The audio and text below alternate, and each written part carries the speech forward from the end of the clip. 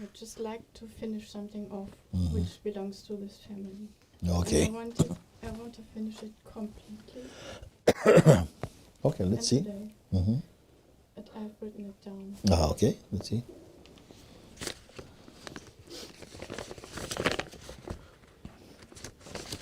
Okay.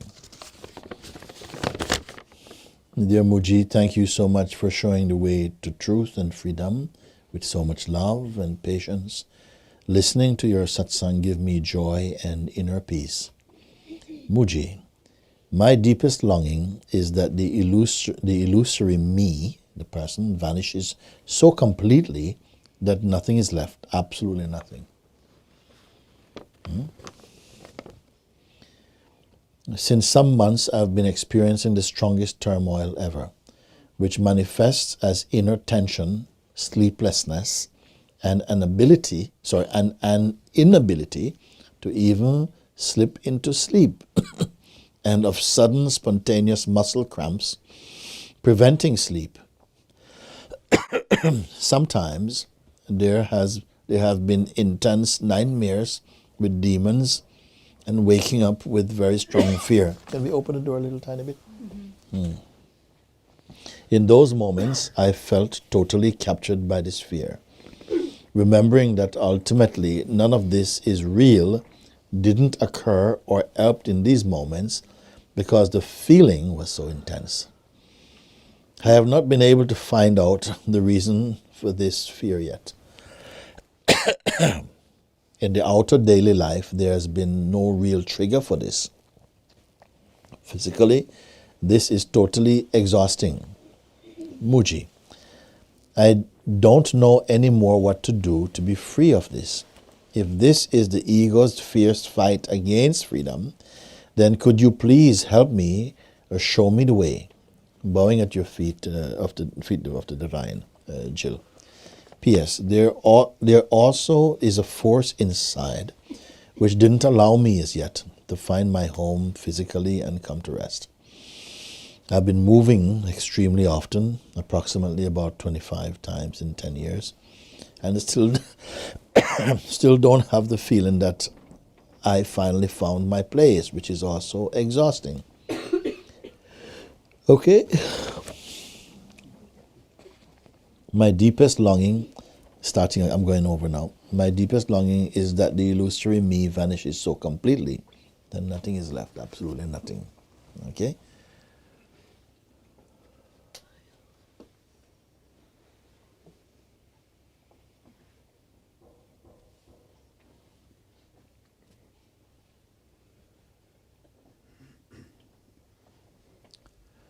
There is something in the experiencing of the transcending of something. Because someone had once asked me, Mooji, please, I want to be 100% sure that what you said here is 100% sure. I said, hey, it's not going to happen. Because it's only the mind that knows 100% and 60%. Your heart doesn't know anything about these things. And the mind will let you be 98% sure. He says, I give you 98, I'll keep these 2. When those 2 is going to give you hell. You see? So, it is understandable as a sentiment. I want to be so absolutely, as you said here, my deepest longing, we can put it back now if you want to put, come in Darshan. My deepest longing is that the illusory me vanishes so completely and nothing is left, absolutely nothing. What happens is that it just gradually burns away like a meteorite falling to the earth that never lands. It just turns into powder. And how it comes about is more that you lose interest in it. The most powerful thing that can happen. Just like one of the most powerful things is to give your attention to something, the most powerful thing is to remove your attention from something. It dies right there. It might die screaming, but it dies right there. You understand? Because we've been feeding this thing, and the minute something becomes insignificant for you, it perishes. It doesn't exist anymore for you. This is why the mind is jumping. It's always auditioning for your attention. It's always to try and keep this amusement going. If it's not kept up, you see, it will just naturally fade away. This is why it's so much in the picture. It's trying to catch you. Hey, good morning. Come on, let's go. You know, it's like, don't give you one moment. Because the minute you find out who you are, he's gone.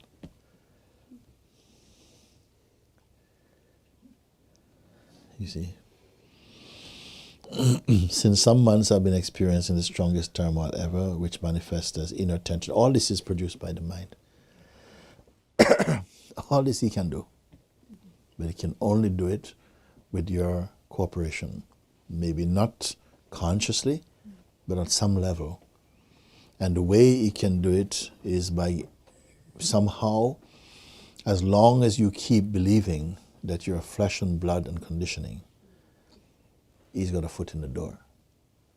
He's just got a foot in the door. He's not going to allow you to close that door. So either you're going to sleep right by the crack of the door, but he's in, he has to keep there.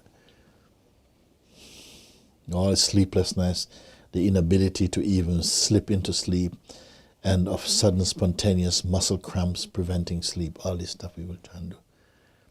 I want you to rise above, to go like you're moving out off the surface of the earth. Keep going up and take an aerial view of your life. And look at this thing, you see.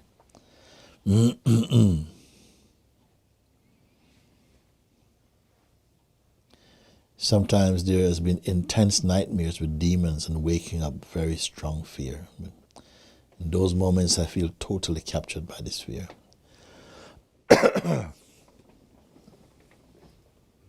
The person, you see.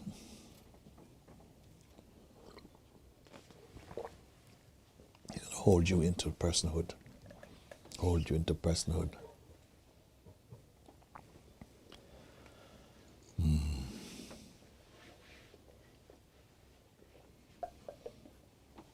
Sometimes there has been intense nightmares with demons and waking up with very strong fear. In those moments I feel totally captured by this fear. And in brackets, remembering that ultimately none of this is real, didn't occur or help me in those moments because the feeling was so intense. Of course. You remember later. Right now, I've got you here. I have not been able to find out the reason for this fear yet. The reason for this fear is the attachment to life. We are attached to life, it's not just to life, in fact, because you know what? You are life. It's the attachment to the life which is in the body only. You see? It's the attachment to the body, to the feeling, yes. The attachment to the body. And whose attachment is it? Is it life's attachment to life? No. It's the person, which is the idea you have of who you are, that is attached to a life which it knows can end. But it's a life in here that cannot end. But to know this, you must go beyond that which can end. In the field of the body-mind, everything here is on time. Everything here has a visa. Everything here runs out of time. There's something inside you which cannot run out of. In fact, it has no time in it. You have to find the thing which cannot be. Because time, I said before, time says everything that you see, everything you think or imagine or experience or remember belongs to me. I eat everything. From the beginning of time, I'm eating. My belly can never be full enough. I'm eating all the past, all the different empires and all of that. Everything you see, imagine, all the extinct creatures and the distinct creatures, I've eaten them, all of them. The only thing that I cannot eat is awareness itself. It eats me. So you get to awareness before time get to you.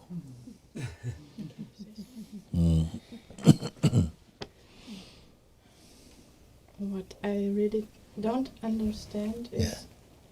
from time to time I have already been given the grace to find that timeless being, and I know it's the most beautiful thing beyond even beautiful. It's and so from one part of me is so much to torn towards that beauty, that on the conscious level I'm ready to give everything up. But when you were totally in that, which part of you belonged to that? When you really were in the state of the full realization, how much of you was in the realization? All of you, or a portion, or a part, or what? I found that there's no I and no amness. Yeah. This I found.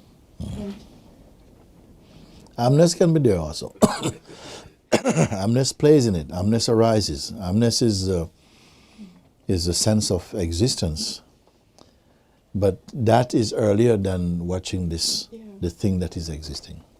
Yes. Yes. I could see how it comes out of nothingness, the being and the consciousness, and also the You can't see it now?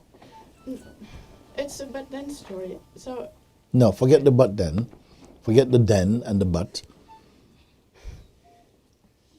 yeah, In I fact, know it is still there. No. That doesn't mean nothing. Okay. I know it's still there is not knowledge for me. Forget everything then. Leave everything then. Now. Leave everything now. You don't have to concentrate to do that so much deeper. Leave everything, including the sense of I.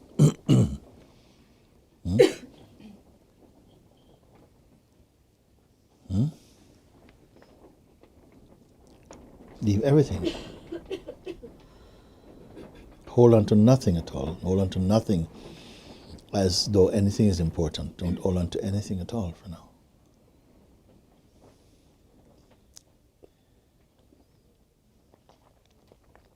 It is not a weird thing to do.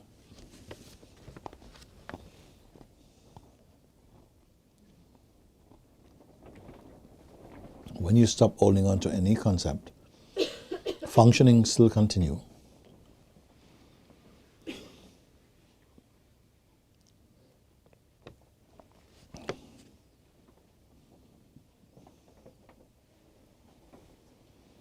Somebody may call you auntie. Auntie so and so and so. And you respond, yes, my darling. It's okay, here you go and stuff. For that moment, you're auntie. Afterwards, are you still auntie? When you're with your boyfriend or something, are you auntie? No, you're not auntie at all. We function through these labels, but you're not what they are. It is okay. It's not a blasphemy. It's okay. We call what we do what we are, but it is a function. It is okay, but it's superficial there. But when you deeply identify with them, you restrict and limit your being.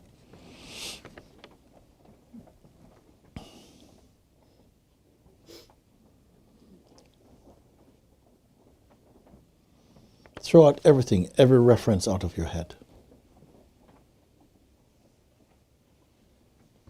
Even this letter, throw everything out if you can. Because sometimes you think you throw everything out, oh, I'm going to be without. Something is not good. No, throw everything out, throw everything out.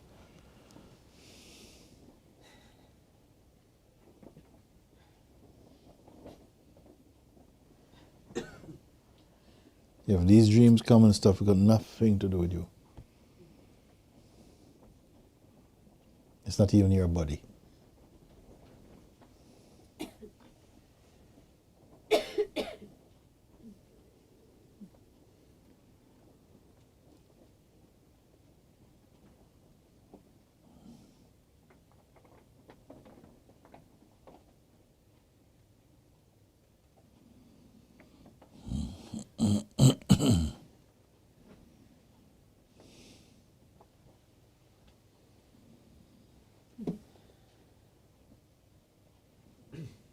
Because until then, as you've written here, it's totally exhausting. It's totally, physically, totally exhausting.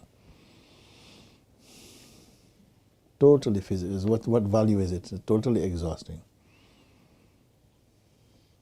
You wake up looking more tired than when you go to sleep.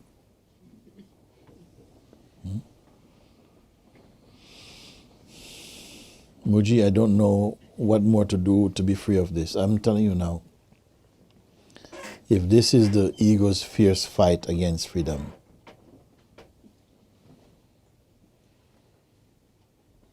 the ego cannot fight against freedom.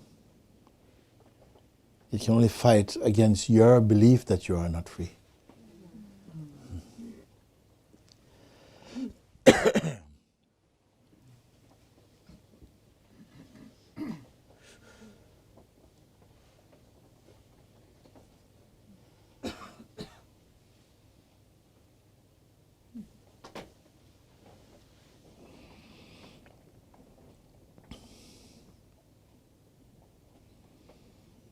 So this is something for you, should be great joy. Don't keep anything for a moment. Don't keep anything. Find your life, which has got nothing to do with anything first. Just find that.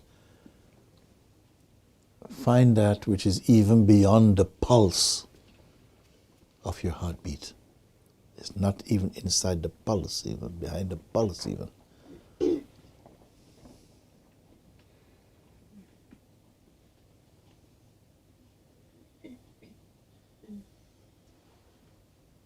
Be there. It's not searching for any partners or anything to sustain it. No mechanics live there.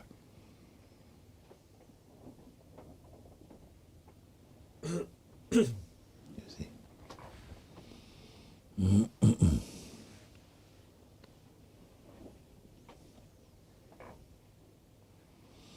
But will this wear off? If you find a place, I want somebody to find this place, be there in this place, and tell me if it can go away, or if it can fade, or wear off.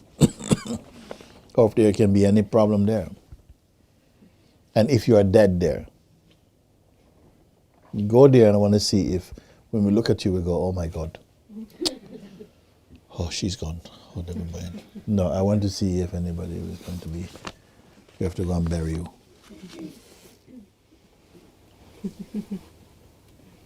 In this place.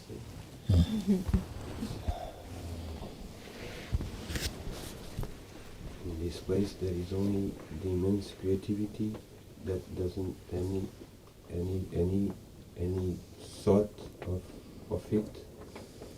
It doesn't affect this. So start from the first thing you said. In this place, what? There is only the immense Immense creativity. Immense creativity is flowing out from this. Carry on. And in this immense creativity, I am present.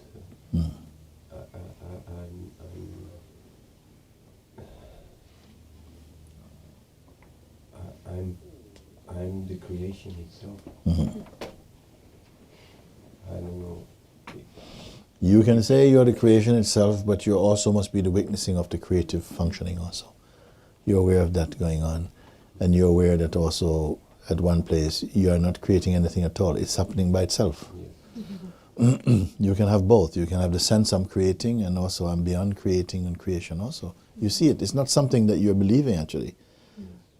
When you're silent, it's become very clear for you.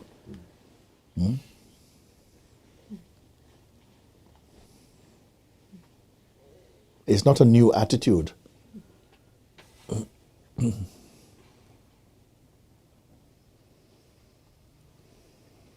And surprisingly, your presence carries a fragrance of real humility and kindness and unstoppable joy.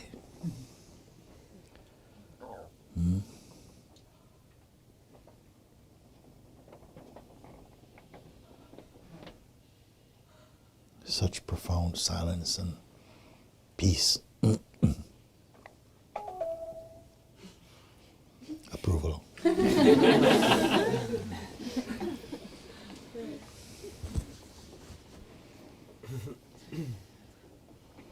Thus you can say, sometimes you hear people say, doing but not doing. Moving but not moving, actually.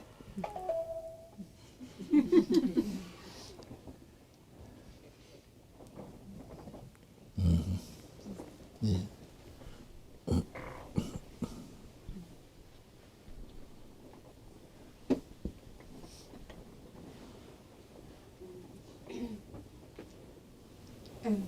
I was just noticing in this place that something still wants to hide, to hide something which is shine actually.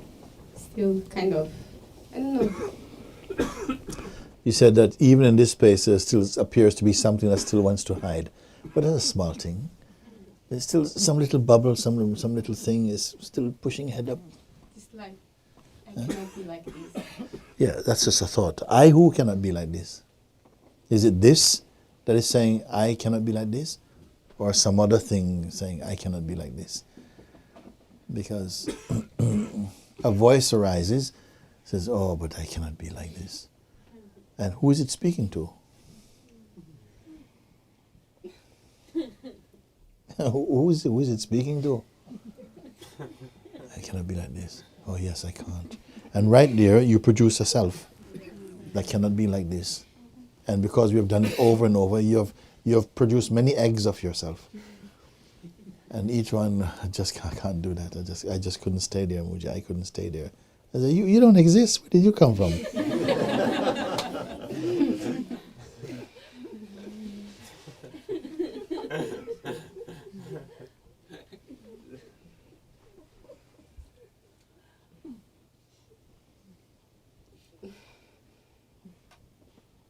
Where is the hen that hatched that egg? Where is it? Nobody knows, nobody can find. Just they arise. These thoughts arise in consciousness, and something from consciousness arise with them, like belief. And when they connect together, they produce this illusory person who says, with this body, I just couldn't do it. It was too much for me. And everybody goes, oh, it was too much for her. Oh, who is it who speaks this thing? Who is speaking these things? Who is having these thoughts? Who is making these decisions? Introduce. Introduce this one.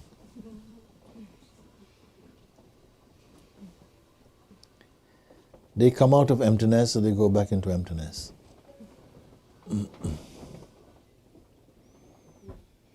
Has anybody ever seen a thought in jail or something? All lonely and waiting for somebody to claim it?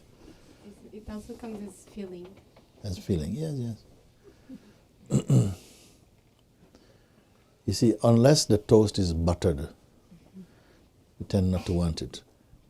So the thought comes, and comes with the buttering of feelings, a bit of feeling as well. It makes it more, it makes it more near, yes. And then a bit of jam on the butter. It's just thought. You have to know it as just thought. In fact, we are living, experiencing, suffering and enjoying thought all our life. In fact. If you know this is okay, nothing wrong with thoughts, they can come. At least you don't have to be a victim to them. Also, the victim of the thoughts is also a thought also. But it's a bit more than just a regular thought because it's got consciousness mixed up with them. You want? You know what's happening now? Yes. Come. Okay, let's finish. Guruji, also like when what Shankara mentioned, like sometimes there's in this space, because it's felt like some tension or like there's something still there, then I notice it starts growing when I think that's wrong or there's something wrong, and then I becomes afraid of, I can't let, when you say no, this can become a root for something that when you go off, it will sprout. So then there's fear that there's still something there But then the person takes it because then there's a feeling of, oh, something is wrong, something can't be. And then all the other thoughts come attached to this. And Yes. We are thinking too much. And we are thinking too much about thinking. You see, then there's all trouble come. Nothing. Your natural state is really silent and empty. You don't have to be thinking. Many people, they're in some state of abstraction, you can see. You look into them, their eyes are somewhere, and they've got thinking eyes, or they're gone off somehow. This silence, this neutrality, is not honored inside ourselves, you see. And so a little thought can come, which is nothing to someone else, and it will you will stumble over him, because you've given it some importance, you see, or given your emptiness least importance. We want to put already too much things, too much instructions, too much technique for life. Because something seems to contradict the natural thing, which is you are fine as you are, you're enough as you are. See? You know, we came here today to read through lots of letters and things like that. I've gone through 2. Sometimes we do 40, 40 letters and so on.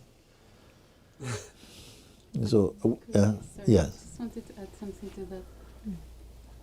But why there's then, when through the habit, why there's so much strength to believe that there's something that is wrong? Through the habit. It's just habit. It's a habit, and then somehow, when the habit is,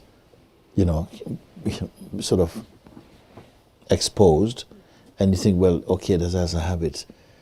It's like something feels like, no, it's not natural. It's like something want to give attention to this type of thing for a bit. So sometimes we have to suffer our habits, then to find the aspiration to give them up, or to leave them behind. But they're no more than that. I mean, what can be more to keep paying attention to the things which then make you feel miserable? How long you want to keep doing that for? Sometimes you say, well, I like to stop it now, but but I don't really want to stop it totally. Because we like to keep it. You also, you are here, you like to be miserable a bit.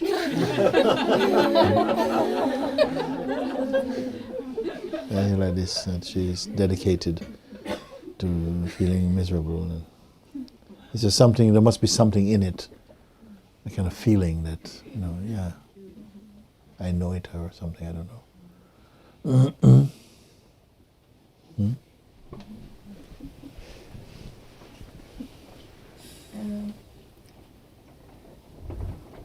I see that there's also this trying to get out of it, and it's all the efforts also to understand maybe here come also from this trying to get out of my misery, and maybe that's why it's not working, because I still try to do it as a person. Yes, I mean, you don't need to try and get out of the misery. You just need to remember who you are. You just need to just acknowledge your real place, that's all. And then after that you can say if you have to get out of something or not. See if there's anything there for you to get out of. Which is easier, to try and get out of this misery, or to remember that, wait a minute, what misery? I'm looking at this thing, I'm here, this is a feeling, and this is a feeling. Is it me? No, it's not what I am. Because your mind has grown accustomed to resistance. The more you try to do something, the more it grows. It likes friction also. Like, one of the mind's best games is try to kill the mind. To try to stop the mind is, mind loves, yes, let's do it.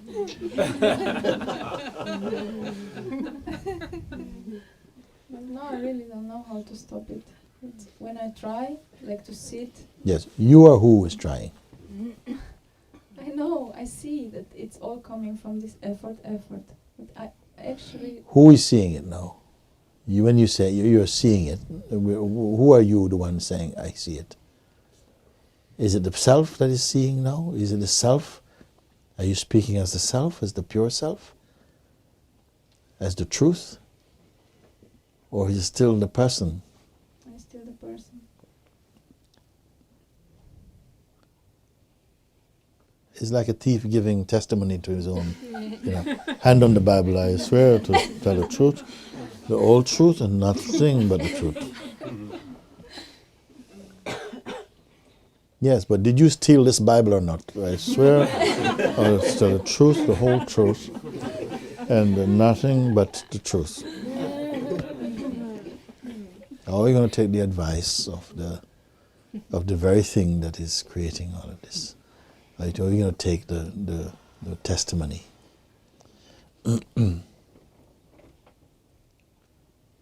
Something keeps going back to the position of the personal one, the one who is suffering, to give testimony.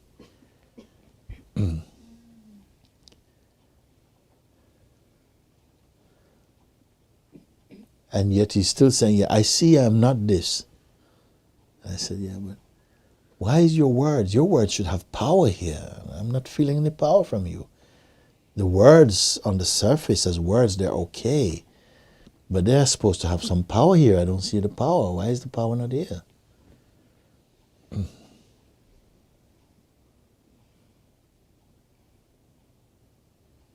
It's like that. We have to check, why is the power not here? We have a blackout and we go and put back and the electricians have come and tested. The power is here. Why is no light? Why no light? Oh, the bulb is blown. Oh, I have to change the bulb. Why is it that you're speaking like that? Like, I see that I'm not that. It should stop there, something. There's a power in that if you truly see something. But then you continue, yeah, but it's just this thing keeps coming back and so on, so on, so on.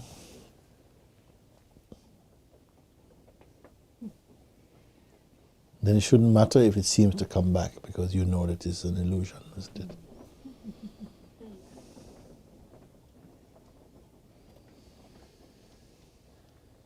There's a story of one, a man goes to the desert, camping with his friends, and then he decides to walk off one evening. The evening he goes walking, and he can't stop, he keeps walking. And then night passes, and the sun's coming up, and he's walking. So one man came to him and said, sir, you're going in the wrong direction. There's no shelter there. And if you go there, it will not be good for you. He says, oh, thank you. Thank you. And he keeps walking. After time he walks, he sees like an oasis with palm tree and water. And he starts to run because he's thirsty. He's running to this oasis. But he can't get there. He keeps going. And then he collapses. His lips are completely chopped. Someone comes and picks him up, takes him to a safe place, gives him water. The man said to him, he says, thank you. The man said to him, I live in the desert. I know what you're seeing, but it's not real. We who live here know this. It's just an illusion. Don't go this way. Come back with me. He says, okay. Thank you. But I want to go this way. So he goes off again. And after a while, it's very, very hot. He has his handkerchief around his head, Englishman. And then he sees again this water. Oh, he starts to run again, run. And again, he's not getting closer. And then again he falls, exhausted, almost to death. Again he's rescued and taken to some safe place. When he recovers, a man says to him, Sir, I've been watching you for a while. You are going in the wrong direction. There's nothing there. Only death is there. This water you see is not real water. All travelers know this. You see, all of us who live here, we know this. Turn back with me and come back to a place where you can be safe. Thank you. Thank you. But off he goes again. And again morning comes. And he sees this thing, and he sees people bathing in the water. And, he's running out. Hello, I'm coming. Running. He goes again. A man picks him up, takes him aside, gives him water. He says, sir, look at around you. These are all bones, dried bones of your predecessors. They were all before you. They all saw what you are seeing now. But there was nobody there to rescue them. And now they're just landing places for the vultures now. What you're seeing is an illusion. All travelers and all people live in the desert. We know this. Don't go any further or else you will not last. And somehow, this time he really hears it. He says, isn't that not real? But how it comes like that? He says, I cannot explain. But this is something that people who live in the desert, we know. We know it. We don't go there for water. We carry water with us. And so he says, thank you. Thank you, thank you. I've been a very stubborn person. I did not listen before. I could have been dead now. Thank you. So this day is finished. Thereafter, he goes back. And after this, he goes walking in the desert sometime. And he sees again. But this time, he doesn't run after it. It's there. It's the same thing.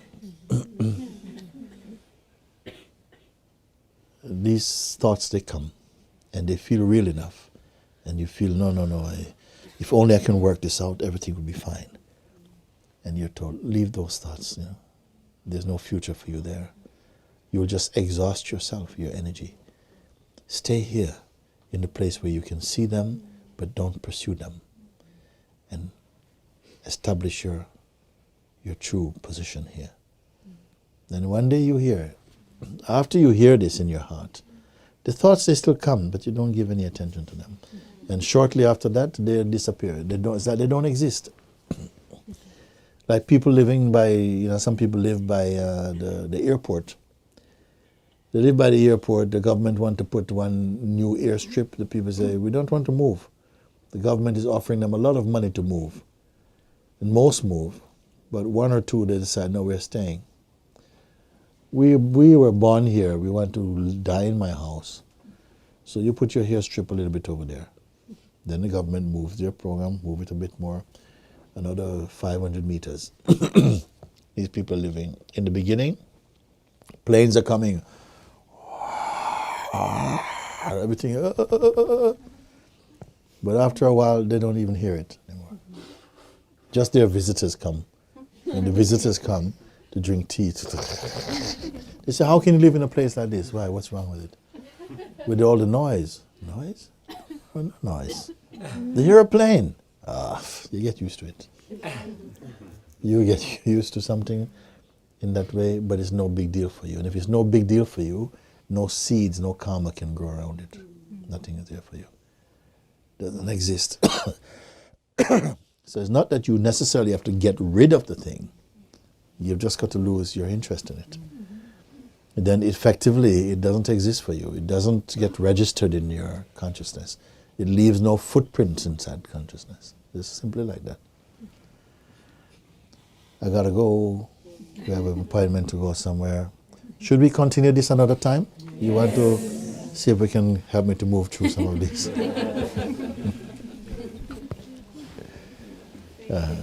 Thank you.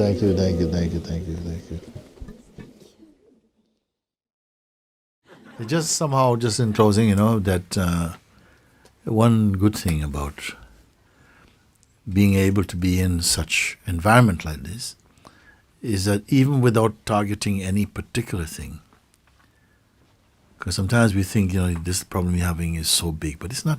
This is not the problem, actually. The I itself is the seed that is, put in the wrong place, and this is causing the problem. It should have been a fruit tree, but it turned out to be weeds right now, and we're just correcting this thing. So just in being somehow, moving in your life in this kind of climate or this environment, this energy field of satsang, and a lot of these things, they just soak away by themselves. They just disappear. You don't need any case history about it. It just vanish, and then you see that it was totally unreal. You're not missing it, like, oh my God, where's my problem? I can't find it. It's just gone. And you know it because you automatically know you're in a much healthier state of being. So much happy, so light, which is our natural state, is lightness and full of peace, naturally happy. Why are we running around searching for things to enjoy? Because you miss yourself. You miss your own happiness. This is what it means to enjoy yourself. You miss your own happiness. So then you start to look to try and enjoy things which you can only get momentary happiness from them. But yourself is, unchanging happiness, you see. So at any time of the day, you wake up, you are you. Just like any time of the day we check in, you are you.